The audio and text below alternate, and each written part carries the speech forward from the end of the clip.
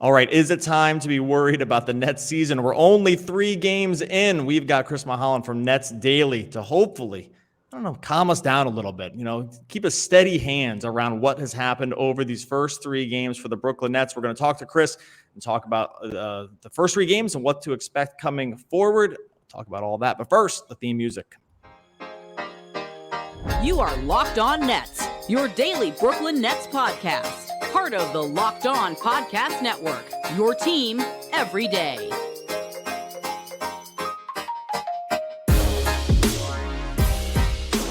Brooklyn, yo. All right, welcome back to the Locked On Nets podcast on the Locked On Podcast Network, your team, those Brooklyn Nets, every single day. I'm Doug Norrie. We're not going to give you the whole intro around me. No Adam Armbrecht today. That's because we're going to fly right into it with Chris Milholen from NetDaily, here to talk about the beginning of the season, what we've seen over these first 3 games, what to expect going forward. Chris, obviously in there with the team, credential reporter for the Nets, and he's just going to give us some of the inside stuff here. Chris, how's it going, man? Doing good, brother. How about you? Long time no see. Obviously, we had a good, nice off-air chat. Always love to be back on this show. Always have a great time. Yeah, Chris and I were like, hey, man, we've just been talking for 15 minutes. Maybe we should hit record at some point on this. That's just kind of how it rolls. Love having Chris on the show. It's been about 6 months since we last had him on. Let's just get right to it, man. We're 3 games into this. They're 1-2. We'll go through some of the stats as we go here. And so I don't want to bury this too much with even my own thoughts. What are your impressions early on in the season from what you've seen after these first 3 games with the Nets? 1-2, like I said, as of the time we talked, they're about to hit a back-to-back. What are your thoughts so far on what's been going on with Brooklyn to start the season?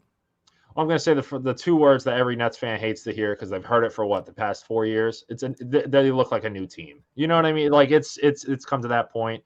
Obviously, the amount of new faces that they have on this roster, and obviously coming off a drama-filled offseason, everyone's waiting for, okay, when are they going to hit that point of adversity? Each team obviously hits the point of adversity, and obviously knowing that, hey, Kevin really kind of honed in on those. And I think dating back to his media day interview when he talked about, hey, I didn't feel the stability with the team, the lack of accountability and stuff like that.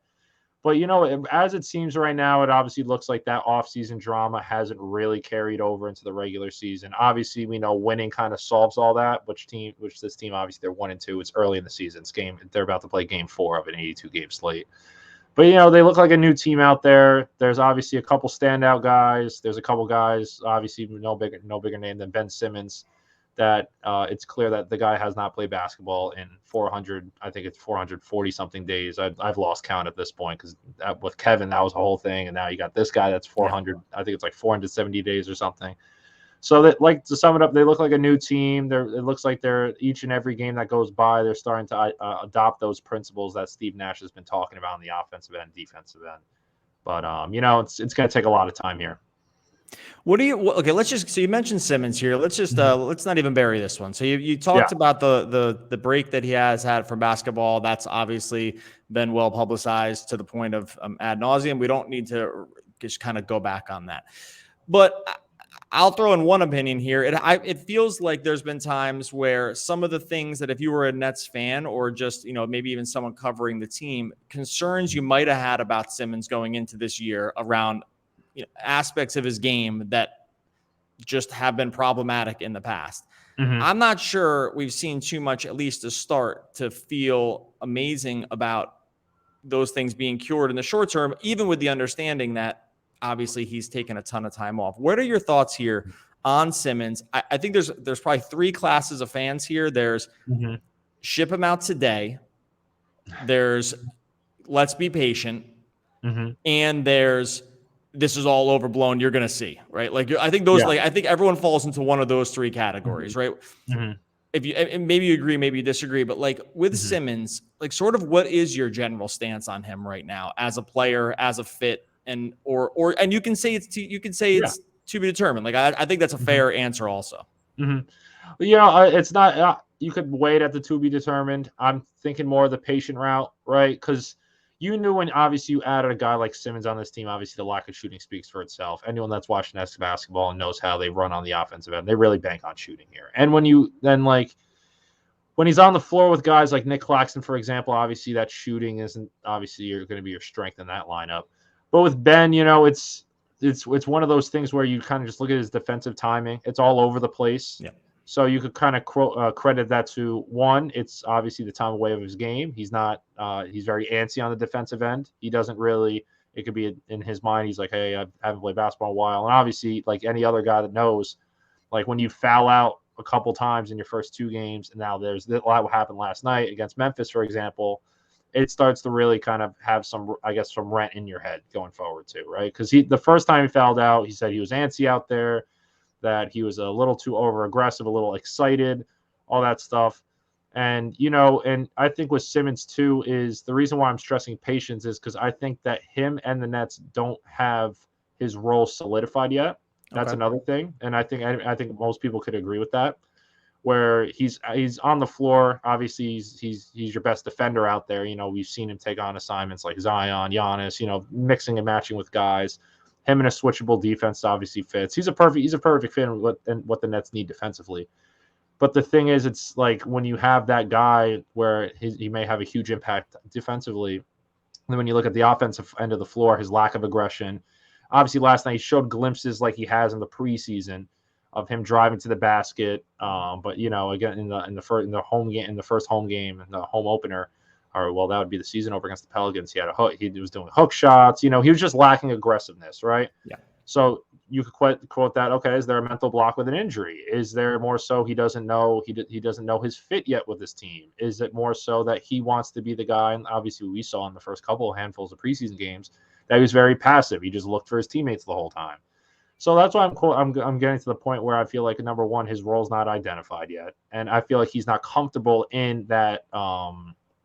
Since he doesn't have that yet, Right. So I want to blow it out of proportion because the biggest thing too is obviously after you fouled out, I think I tweeted out or someone tweeted out, which I liked, was that he was arguing the calls, almost a good amount of the foul calls that he was called for, and you could tell that he wanted to be on the floor. Mhm. So it's not the fact where, okay, he's so uncomfortable out there that he just can't wait to get off the bench and on the floor, because you could tell that from his body language, especially in his pass to Philadelphia. So, he's taking the right steps. It's a patient approach, but, it's going to be one of those things, and you know me by now. I'm one of those guys that, okay, by game 20, that's my measuring stick. Yeah. You know what I mean? Anytime before game 20, and then once you hit that game 20 mark, that's when you get a clear understanding if it's going to be a fixable thing or not. So it's so good to have Chris on, because I promise myself, I say this every year, I'm like, I'm just going to have the steadiest hand about this. That's what's going to do. And then game 3, and I'm like looking up defensive metrics, and I'm already just down the rabbit hole of this things. That's why I wanted to have Chris on, because I know there's not going to be any hot takes here. And so do you get the sense, like Chris, Chris is with the team, and I should have mentioned too at the beginning, Chris is also with SINow also, like, and that's daily and SINow. That's my bad for kind of burying that. I'll mention that at the end as well. But do you get a sense from the team, from covering the team, do you think the team, I mean, maybe they just have to at this point because they're just pot committed on Simmons, but do you get the sense that there's a patience within the team too, coaches and players, about like how long of a runway they feel they've given themselves to kind of figure this out, right? Like, yes, it's an 82 game season. We're 3 games in. This is still the Sixers were 0-3. Like, you can just you can have bad 3-game stretches, and they won one of the games too, so it hasn't been all bad. But do you get a sense from the team that there's a patience that those on the outside might not have, like that they're willing to just like see how this goes a long time, or are there issues, is there part of the team that's thinking like we have to kind of do this right now because we're coming off a season where Durant wanted out and there's no promises about the future? Like, do you get the sense from the team that there is a level of patience that you're kind of also saying yourself? And this contrary on Simmons, right? I guess I'm saying it was Simmons, but I guess it's the team in general. But I guess if we're seeing Simmons as like not fitting right now, and they really need him to fit, I guess I am asking about Simmons specifically. Yeah. So for Simmons especially, they're all stressing patience. They could give off that portrayal and that representation of, hey, we have Simmons back, we're going to be patient with him. Well, obviously, we know in the NBA anything could happen. And once, like I mentioned before, say adversity hits and this team goes in the first 15 games, they're 5-10. You don't know how those things are going to mix and match, right? So I think with Simmons is that Nash has obviously held this approach. Obviously, a lot of fans know this. When guys come back from injuries, when guys come back from absences, when guys come back, just back on the floor, that he always stresses patience, right? He always says, "Hey, we're gonna let him adjust on his own level. Obviously, we're gonna push him and challenge him to do certain things." Examples for Simmons being aggressive, getting to the free throw line, getting on the floor. Kind of the main things that they want to see and how the Nash and the coaching staff believe he could fit in. But as far as kind of getting in form and getting his rhythm and gaining his confidence, they're a lot more laid back and tied with it. Okay. So that's the biggest thing of it all. And when you really think about the team aspect, I guess you could say, of it, I would say, first off, the Nets have to get off to a kind of a nice, strong start. That was my belief from the whole time because of what transpired in the offseason. Kevin Durant wants to see this team win, and they want to see that growth, right? And since it's such a small sample size early on, especially from splitting the preseason and at the same time with highs and lows, and then you enter these first 3 games that's already been played, there's highs and there's plenty of other lows, right. So I think it's so early that to kind of evaluate a clean sample size. But from at least on the Simmons point, they're going to stress patience, and I don't expect that stance to change. Okay, I think that's I can already imagine how some of the people are going to react to that, and then I think that's correct. No, I think it's good. Like, I think, look, it's a long season for a reason. They don't play the championship in October for a reason, right? Like, it doesn't all look good to start. I think that you can fall into a trap of wanting it to look perfect, and sometimes that's not going to be the case. Now, look, sometimes it never corrects, but it's too early to make the full-on determination. I got more questions. I got some KD and Kyrie questions here for Chris. I got some everyone's favorite question, which about the center position for the Nets. That's one that probably we'll be talking about from now to the day we're all in the old folks home, sitting around trading old stories. First, going to tell you about our friends over at LinkedIn. Look, right now, hiring is difficult. You're out there, you're trying to find the best candidate for your job. It's just, it can be a problem. This is what happens in the world right now. It's very, very difficult to hire because you don't know if you're getting the best candidate. LinkedIn helps you solve this. LinkedIn Jobs helps you find the right people for your team faster and for free. All you got to do on LinkedIn is put in the hashtag hiring frame into your LinkedIn profile. It spreads the word that you're hiring. You have simple tools like screening questions. Makes it easy to focus on candidates with just the right skills and experience so you can quickly prioritize who you'd like to interview and hire. Right now, LinkedIn Jobs helps you find the qualified candidates you want to talk to faster.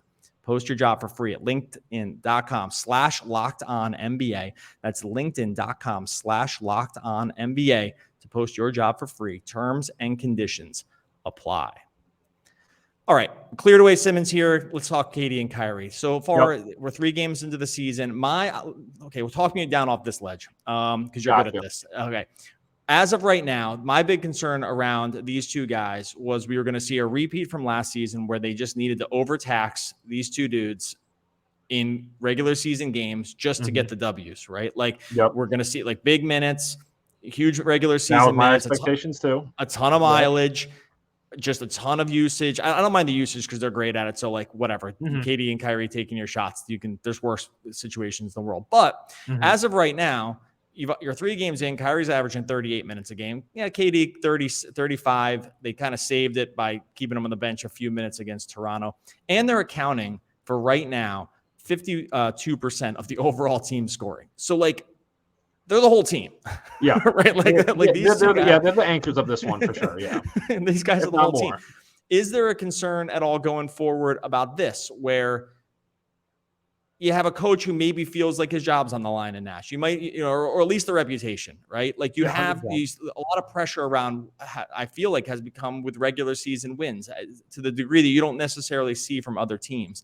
Are you concerned that this leads to a repeat of last year with these two guys specifically, who the Nets have to have? Like, they just have to have. Like, that's not a take. It's just the truth. With Kyrie. Is there any concern about like what you see in early season about how the Nets are handling these two guys? Without a doubt. And Steve Nash spoke about it. I think it was in training camp, I believe. Right. So I forgot which exact reporter asked it because I always like to give credit in those situations. But I think he obviously went in knowing to write up a story on Kevin Durant and Steve Nash, both their comments on how to play Kevin, right? And Kevin's going to be the guy that always says, put me out there for 48 minutes a game. He's always been that guy, and he will always be that guy. Because with Kevin, in his mind too, he even spoke about it when he addressed that, talking about the offseason. He knows that his window of playing is obviously shortening because he's getting older, right? And it wouldn't surprise me at all till he plays till he's in his mid 40s. That's just the type Kevin is. But with Kevin, he spoke about it this season alone already, saying, hey, I'm putting me out 48 minutes a game. He even said, if my team's doing good, then I don't have to play that many minutes. But if my team's doing bad, I got to go out there and play to get them the W, like you alluded to. Same thing with Kyrie, right? Kyrie is obviously, we haven't seen, and obviously in my little hot take, I believe that Kyrie Irving is going to play over 60 games this year. I agree. That's my hot take. But when you look at Kyrie, there hasn't been a clear measuring stick of that type of mileage where he's out there playing in the 35s to the 40s every single game. And, there's obviously the barring injuries, where's it going to lead, all those type of lingering questions, because we haven't seen that sample size in a couple seasons. I don't know the exact numbers. But, it's one of those things where you can look at it in two ways when you really look at the load. You can look at it as, okay, when Seth Curry comes back and a guy like TJ Warren, who I don't really expect back for a while, what are they going to kind of give to this team, right? More shooting, more, obviously TJ Warren's a wild card here. You can't really evaluate him because you don't know when he's going to come back. But with guys like, okay, we thought Royce O'Neal, for example, obviously he's more of a three, I guess you could call him as a 3-and-D wing, but he provides shooting, he provides those aspects, but he's not going to be that guy that could really provide. He could obviously assist in scoring, but he's not going to be one of those guys that could really lift up and be a third option type of thing, right? And same thing with guys like Joe Harris. Joe obviously, once his load starts getting built up after, especially since what he went through with the ankle, with the foot soreness, I imagine he's going to get a minutes boost tomorrow against Milwaukee. But, it's definitely going to be a conversation up for debate. I'm not a fan of this team running Kevin and Kyrie anywhere up in the 40s on consistent outings to just get W's, right? I'm not a fan of it. I can imagine you're not a fan of it either. No one is. You know what I mean? So when you evaluate that, and especially what the Nets are going through, obviously dating back to the offseason, that opens up the question of, okay, they have to make some moves here. What do they do here? And obviously, Ben Simmons is going to play a huge role in that, obviously. With his scoring, he's going to be more aggressive. He's going to get to the line. He's going to provide a different kind of dynamic and profile, which we all thought going into this.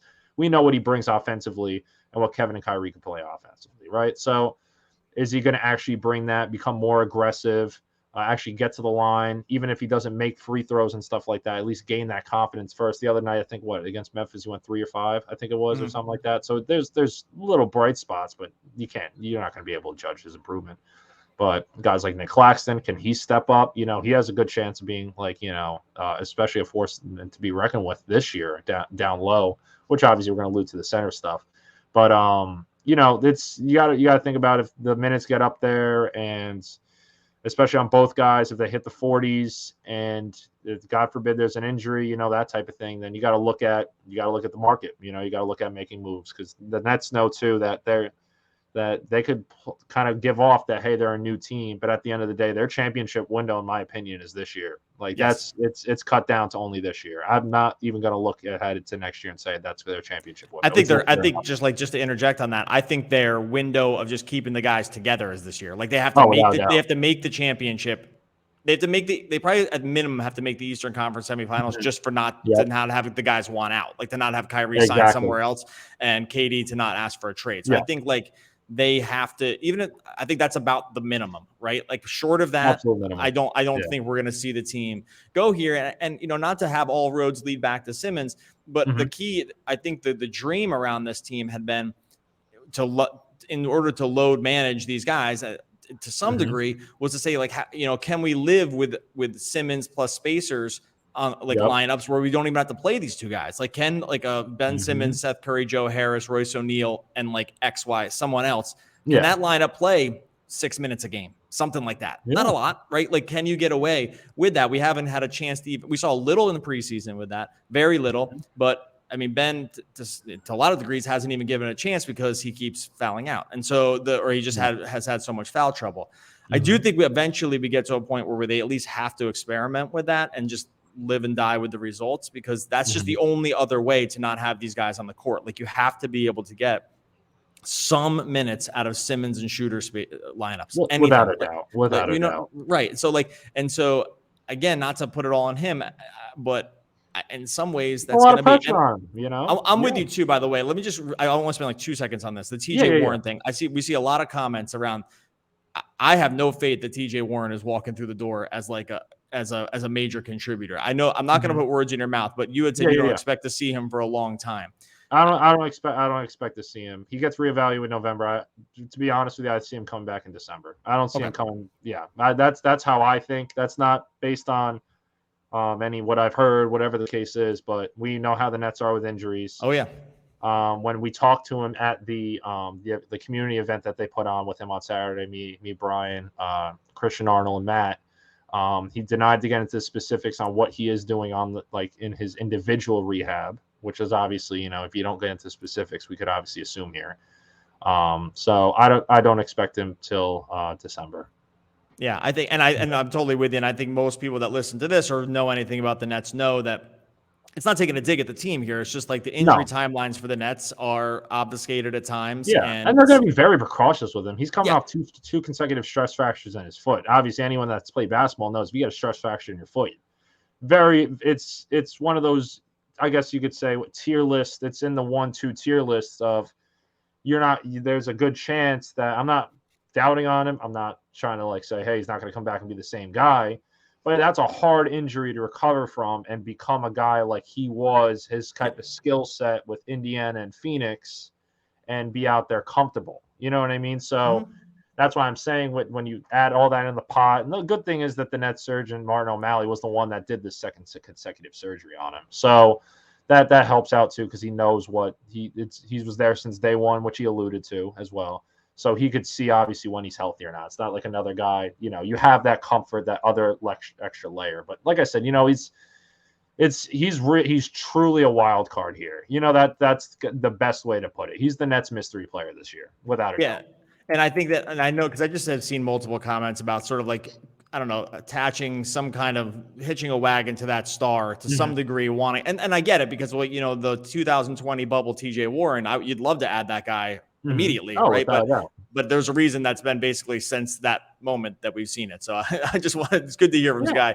Well, not good for the Nets, but just a reality check on where we are with TJ Warren. Okay, I got some questions about the center position and some other role players on this team. First, got to tell you about our friends over at betonline.net. If you go to betonline.net right now, you will see the Nets +4 against the Bucks. I had a feeling this line was going to come in like that. Maybe the Nets, maybe the Bucks should be a little higher favorite here. I don't know. If you think that's the case, head on over to betonline.net and give them a piece of your mind. Then you can do that by just checking out all the action, all the stuff that they got going on. It's not just basketball. They have football as well, MMA, boxing on the weekends, golf too, MLB. We're rolling into the World Series. BetOnline's got you covered, so it remains your continued source for all sports wagering information, live betting, up-to-the-minute scores for every sport out there, podcast, in-depth analysis. BetOnline's got you covered. Head on over to BetOnline right now. You can learn about all the different trends, all the different action. BetOnline,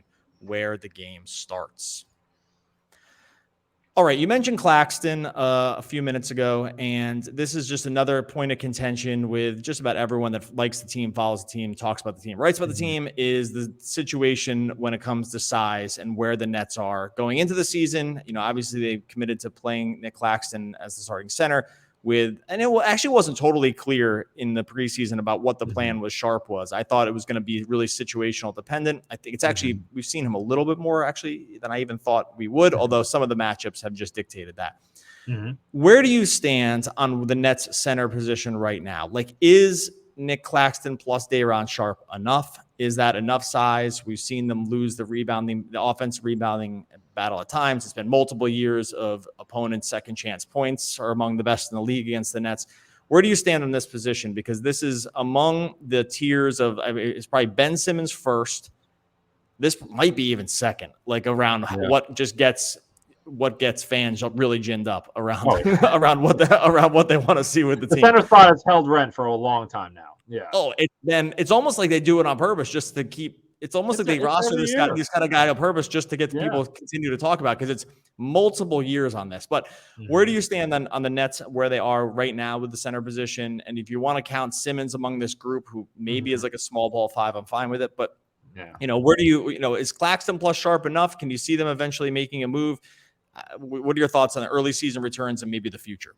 Yeah, I've always thought they need to make a trade. I've always thought that because the thing is, it's when you look at, and obviously New Orleans, what happened there, obviously it's not, when you have guys like Jonas Valanciunas and Zion Williamson, it's already a very tough front court to defend against. And when you look at what they did to the Nets in second chance points, obviously the rebounding margin. But the biggest thing here is that when you look at the other teams in the Eastern Conference that are going to be in that top tier, they don't necessarily have that weakness that the Nets do. And it's a glaring hole, because Sean Marks, as we all know, he declined to go for that lumbering big man. Obviously, we saw Andre Drummond go to Chicago. He chose not to re-sign Blake Griffin, who's a Celtic now, and LaMarcus Aldridge, who's still a free agent, right? So he said, you know what? We're going to stick with Nick. We're going to have Day'Ron. They could add little like sprinkles of Ben Simmons as a small ball 5, whatever the case is, something there. Markieff Morris, that's a really big stretch, you know what I mean, to begin with. But the thing is like we even saw last night, even with some fouling too, right? When they get so in foul trouble at that position, they're gonna get screwed, right? So, like I mentioned, when you see the Eastern Conference competition that has all that strength, like the strengthy front courts, we're talking the Bostons, we're talking the Philadelphias, we're talking the Cavaliers, we're talking the Sixers. You go down the line, there's a lot of teams that can easily match up down low and have that big clear time advantage over the Nets. And for the longest time, I've thought that they were going to make a deal to get a center, a kind of a lumbering big man or someone with just more size that could hold it down there. Because with Claxton, even though he's shown growth, he's shown a lot of development. Obviously, a lot of new moves and tools, and kind of but more than anything, confidence, size, in bulking up this offseason. But the thing is, it's like I said, I don't think that when you really look at this team, it's not going to be one of those things where it's not like here's an analogy. You're trying to fix something outside. There's your tools that you have. Let me try to fix it with the tools I have, but I don't have that one tool that fixes it, right? So they don't have that, So it's got to be in the trade market. It could, like we all know, they're aggressive in the buyout markets. That's usually when they come across a big, like obviously not Blake's not a complete big, but he's that he could fill that hole. Guys like LaMarcus Aldridge, Blake, even in the past years, it's always been that 5 spot they've targeted in the buyout markets when February comes around. But I don't expect them to really keep rolling with this Nick Claxton, Day'Ron Sharp, and kind of have sprinkles of Ben Simmons as the small ball 5. Yeah, I tend to agree. I think that I've been willing to kind of the one place I've been willing to be a little patient with this is this position, only because I just feel like there are multiple ways to go about this in the NBA. That being said, it's mostly for me, it's mostly that it's not that I don't think they need a certain kind of guy. It's that I think that certain kind of guy is just not all that readily available. And I get it. Do you want a very healthy Miles Turner on this team? Of course, everyone would say yes to that. It's not that. It's more about what is actually available that would actually help is the problem. Because you also look at what the Nets have to offer here. That's the other thing too, is what's realistic. A lot of these guys too that they signed in the offseason that a lot of people are forgetting about is a lot of these guys that they signed with can't get traded before December 15th.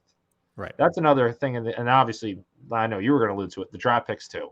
You know what I mean? So it's like they don't have those luxuries. But yeah, carry on. I like your point. Well, though they just can't. They don't have. Their powder's not dry enough to go for a really, really big guy right at this point. And the guys that are available on, let's say the waiver, the free agent wire right now are there for a reason. They're like the Dwight Howards and DeMarcus Cousins of the world are available because none of the 30 teams want to sign these guys, right? So it's like those guys aren't necessarily the answer. So I think sometimes there's a confusion around the difference between what you need and what's actually going to help / available to get. And I think that is the problem the Nets have. You are correct. When we look at all these Eastern Conference teams, really just about every big team except for probably Golden State, right? And even they start Kevon Looney. Like you have to have a certain kind of guy. The Nets don't have it. I also think that there just aren't many of these guys available. This is not letting anyone off the hook, by the way. I think the Nets have sort of weirdly. It's a tough spot. It's a very tough spot. They've weirdly chosen. I think they've tried to put a Band-Aid over it for a bunch of years now with different guys and the Blakes, the LaMarcuses. They have Claxton here. They would like to see probably more from Sharp. It's been a lot of like almost theirs, but not totally. And I think that's the biggest problem. I mean, so would you say like the likelihood? I'm not even going to put it at like a percentage here, but like, I got you. Yeah, do you think I know what's coming. Yeah, I mean, do you think that there's like if they were to make a move at some point this season, would you see this being the move? Like, is this the move that they would have to make? Like before really making any other move? I think it's got to be that. It's going to be that, but like you mentioned, obviously the lack of availability of that guy that fits this profile and what this team is, what that player is going to be demanded of in Brooklyn, especially desires and wants here. It's a limited supply. When you look at it's considering the assets that they have, it's not going to be an easy task. Then I wouldn't be surprised at all either if that move is not in a trade and they kind of go ahead and kind of evaluate the free agent pool when the buyout deadline comes around. It's weird because you can't get a clean grasp this early if the Nets are going to play it out and see how it goes and wait till November, December, and then at that point the buyout market's right around the corner. And with most buyout market teams, a lot of guys sell and a lot of guys are high, and especially right around that right in the beginning of that too is the trade deadline. So at that point, that's where teams know the direction that they're going to go in, especially with the whole Victor stuff that's going to go on. You're going to see a lot of teams plummet down from the 6 to 12 spots, so you're going to maybe see a couple guys that are like, okay, like say Indiana, for example, since we talked about Miles, right?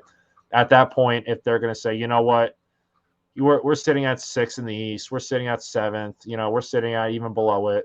At that point, let's just go ahead and not start going to more downhill to give us a better chance in the draft, right? And at that point, you got to look at guys like Buddy Hield, Miles Turner, the obvious names. So I think I'm going to say not inevitable because obviously I feel like it will happen, but on a time frame, it's one of those things where I think the Nets are going to keep, at least the feeling is that the Nets are going to continue experimenting with what they already have, starting obviously being the stemming point of Nick Claxton. And obviously Day'Ron, and then see what they kind of equivalent with Ben or how they could kind of go with Ben in little spurts and obviously stretch lineups and small ball lineups. But I think a move's going to come this season at least. I'm not going to give you a time frame, but Yeah, I think you're right. I think they it's just they're going to have to just probably solve it at some point. And if they don't solve it, it's probably because either there was legit nothing available or the team is bottomed out and they're going in a different direction, which I'm not prepared for that one yet. Not prepared for it yet. Yeah. All right. Chris Milholen, SINow, Nets Daily, one of the great ones, covering the Nets, doing the Lord's work over there every single night with the Nets. Go read his stuff. I'll put all those links in the show notes. Chris, man, really appreciate having you on. Love all the insights, all the inside knowledge about the Nets. Really appreciate it. Keep on keeping on. I'm sure we'll have you back during the season. Thank you so much, bro. It's always a blast being on here. And next time I come on your show, man, I'm gonna get a backdrop like yours because I gotta really update mine because I'm looking at a little couple pineapples, the wood. That, my friend, is a green screen. And if you want to... No way. Dude, that looks so realistic. That's a little inside baseball right there. You don't even want to see what's going on behind you. There, so. I looked at it earlier and I was like, I don't think it's a green screen because you see the lighting difference in the wood. So I was like, okay, I don't think that's a green screen. Technology, my man. You can literally do this from anywhere. I could be sitting in a bathroom. You wouldn't even know. My God. All right. We're going to get out of here. Thanks, Chris, so much. We'll be back again. Thank you so much. Yeah, no worries. Just a quick reminder for everyone else out there, Adam and I will be live following the Bucks game on YouTube, so go check that out. Following the game after that against Dallas, I believe, and so we'll be doing that. I'll put the link for that in the show notes as well. Chris, thanks so much. We'll be back again tomorrow talking more Brooklyn Nets basketball.